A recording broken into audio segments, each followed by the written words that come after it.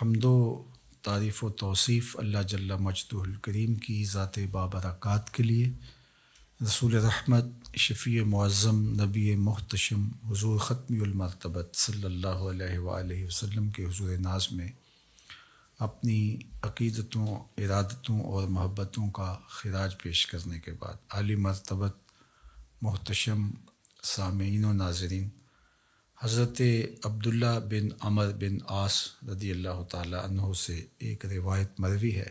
فرماتے ہیں کہ رسول اللہ صلی اللہ علیہ وآلہ وسلم نے ارشاد فرمایا، اِنَّ هَذِهِ الْقُلُوبَ تَصْدَعُ كَمَا يَصْدَعُ الْحَدِيدُ اِذَا أَصَابَهُ الْمَاءُ، کہ دلوں کو بھی زنگ لگ جاتا ہے جس طرح کہ لوہے کو زنگ لگ جاتا ہے۔ لوہے کو جب پانی لگ جائے تو وہ زنگ آلود ہو جاتا ہے۔ اسی طرح گناہوں کے سبب غفلتوں کی وجہ سے دل بھی زنگ آلود ہو جاتے ہیں۔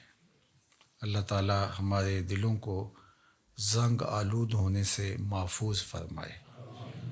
لیکن یہ ایک حقیقت ہے، ہماری مسلسل غفلت اور اعمال بد اور گناہوں کے سبب سے دل زنگ آلود ہو جاتے ہیں۔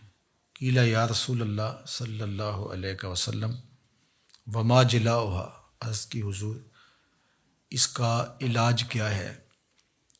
ان دلوں کو روشنی کیسے ملے گی؟ زنگ کیسے اترے گا؟ دل اجلے کیسے ہوں گے؟ تو اللہ کے محبوب علیہ السلام نے ارشاد فرمایا، قال کثرت و ذکر الموت و تلاوت القرآن، کثرت کے ساتھ موت کو یاد کرنا اور قرآن مجید کی تلاوت کرنا، یہ دو ایسے عمل ہیں کہ جو دلوں کا زنگ اتار دیتے ہیں۔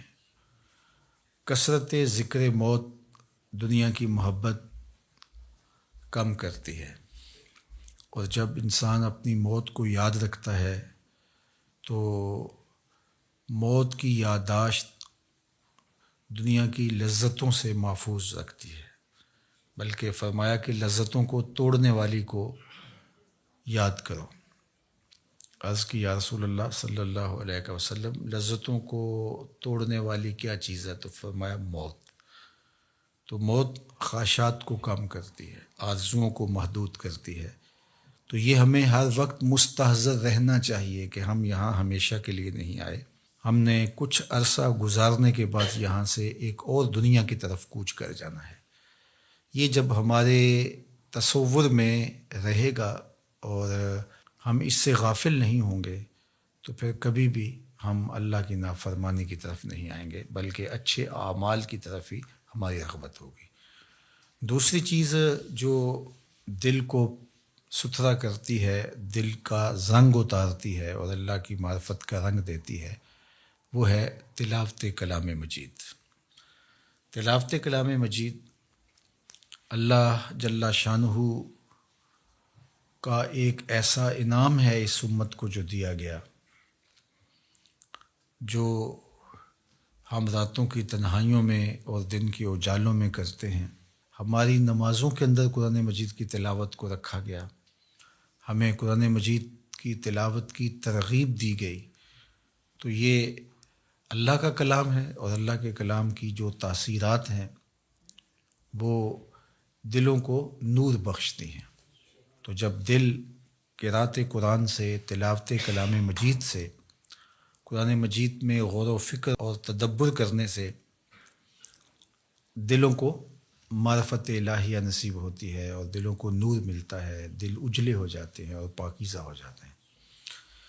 تو یہ دو چیزیں اس حدیث پاک میں بیان فرمائی گئی جو دلوں کا زنگ اتارتی ہیں، ایک کثرت کے ساتھ موت کو یاد کرنا اور دوسرا قرآن مجید کی تلاوت کرنا۔ اور ایک اور حدیث پاک میں جو اللہ کے محبوب علیہ السلام کا فرمان عالی شان ہے، بیان فرمایا گیا، اِنَّ لِكُلِّ شَيْءٍ ثَقَالَةٍ، ہر شے کا زنگ کسی نہ کسی شے سے اترتا ہے۔ وَإِنَّ ثَقَالَةَ الْقُلُوبِ ذِكْرُ اللَّهِ، اور دلوں کا زنگ اللہ کے ذکر سے اترتا ہے۔ ذکر الہی کرنے سے دل نور پاتے ہیں اور زنگ اترنا شروع ہو جاتا ہے۔ اور آقا کریم نے یہ بھی ارشاد فرمایا وما من شیء انجا من عذاب اللہ من ذکر اللہ، اللہ کے عذاب سے نجات دینے والی ذکر الہی سے بڑی کوئی چیز نہیں ہے۔ سب سے زیادہ اللہ کے عذاب سے جو نجات دیتا ہے وہ اللہ کا ذکر ہے۔ تو کثرت ذکر دلوں کا زنگ اتارتا ہے اور اللہ کی معرفت کا نور نصیب ہوتا ہے۔ حضرت یحییٰ بن معاذ رضی اللہ تعالیٰ عنہ فرماتے ہیں کہ دل زنگ آلود ہو جائیں، بیمار پڑ جائیں اور غفلت کے مرض میں مبتلا ہو جائیں تو 5 اشیاء ایسی ہیں جو دلوں کو شفا دیتی ہیں، دلوں کا علاج ہے اور دلوں کو جلا بخشتی ہیں۔ تو فرمایا سب سے پہلے تو قراءۃ القرآن بالتفکر، تفکر کے ساتھ قرآن مجید کی تلاوت کرنا، جو کہ حدیث پاک میں بھی آپ نے سماعت کیا۔ اور دوسرا فرمایا وخلاء البطن، اور پیٹ کا خالی ہونا۔ بھرے ہوئے پیٹ غفلت کا سبب بنتے ہیں، اس لیے کثرت کے ساتھ روزے رکھنے چاہیے۔ روزہ اللہ جل شانہ کی قربت کا ذریعہ ہے اور تقوی کا نور دیتا ہے اور باطن کی جلا کا سبب اور ذریعہ ہے۔ تیسری بات فرمائی وقیام اللیل، راتوں کو قیام کرنا، جب دنیا سو جائے مصلی بچھا لے اور اللہ کے حضور آہوزاری کریں اور اللہ کے حضور سجدہ ریزیاں کریں، قیام اور رکوع سے اپنے روٹھے ہوئے رب کو منائیں۔ اس سے دلوں کے زنگ اترنا شروع ہو جائیں گے اور دل اللہ کی معرفت کا رنگ پکڑنا شروع کر دیں گے۔ اور چوتھی چیز انہوں نے بیان فرمائی وَالتَّضَرُّعُ عِنْدَ السَّحَرِ، سحری کے وقت مصلی کے اوپر بیٹھ کے رونا۔ سحری کے وقت مصلی بچھا لیں اور اللہ کے حضور آہوزاری کریں، قیام میں رونا، سجدوں میں رونا، رکوع میں رونا، دعاؤں میں آہوزاری کرنا، مصلی بچھا کے اس پہ بیٹھ کے دعائیں کرنا، اللہ کے حضور تضرع کرنا، اللہ کے حضور زاری کرنا۔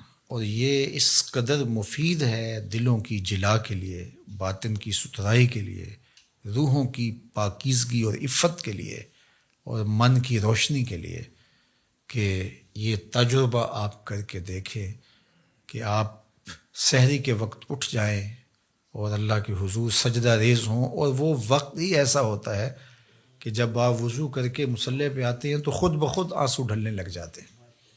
ایک درد اور کیفیت ان لمحوں کے اندر رکھی گئی ہے۔ اور پانچویں چیز جو ارشاد فرمائی گئی وَمُجَالَسَةُ الصَّالِحِينَ، نیک لوگوں کی صحبت۔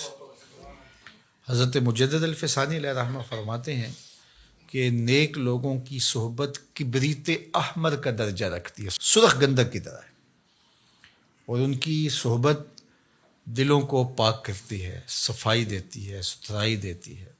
اور آج کی تاریخ میں دنیا اس بات کو تسلیم کرتی ہے کہ جو لوگ موجود ہوتے ہیں ان کے ابدان سے کچھ شعائیں نکلتی ہیں، حتیٰ کہ کافر کے اندر سے بھی کچھ شعائیں نکلتی ہیں جو اپنے پاس بیٹھنے والوں پر اثر انداز ہوتی ہیں۔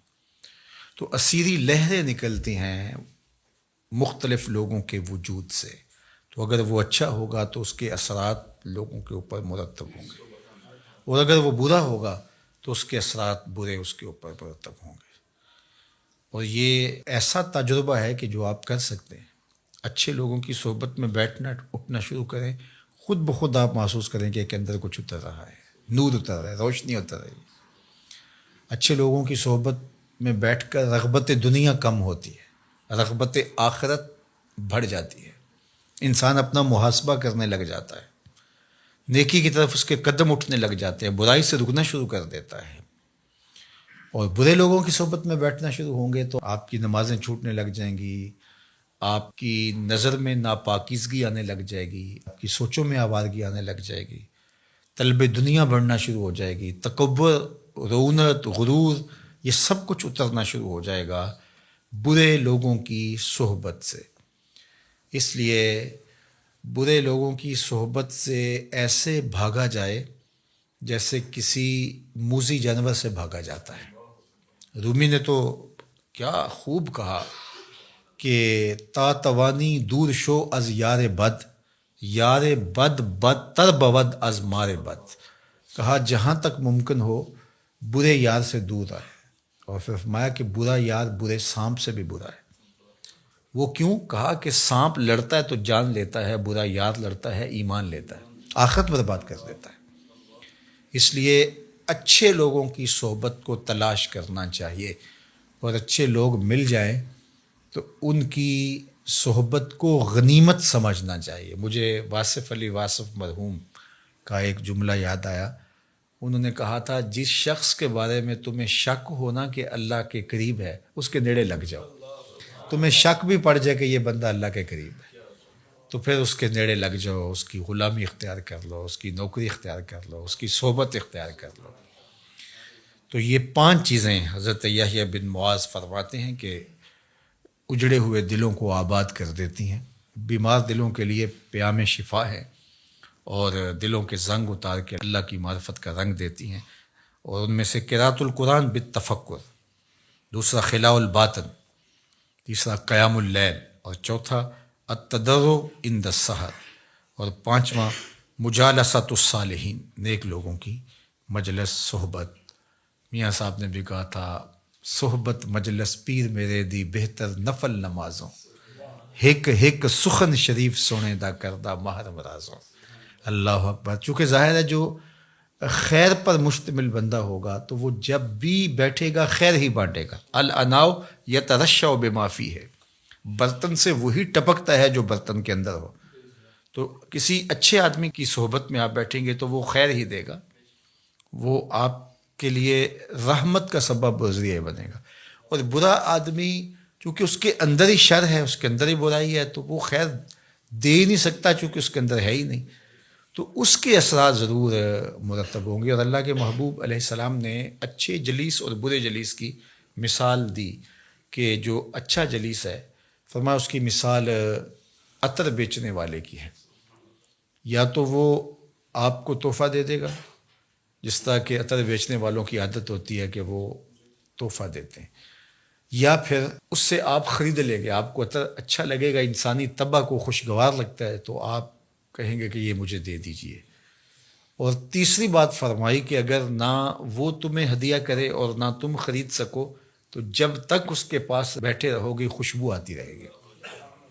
اور برے جلیس کی مثال فرمائی کہ وہ بھٹی دھونکنے والے کی ہے، یا تو کوئی چنگاری اڑے گی اور تمہارے کپڑوں پہ پڑے گی اور ان کو جلا کے خاکستر کر دے گی، اور اگر ایسا نہیں ہے تو جب تک بیٹھے رہو گے تمہیں اس کی بدبو سے اور تعفن سے تکلیف پہنچتی رہے گی، اور اس کے دھوئیں سے تمہیں اذیت پہنچتی رہے گی۔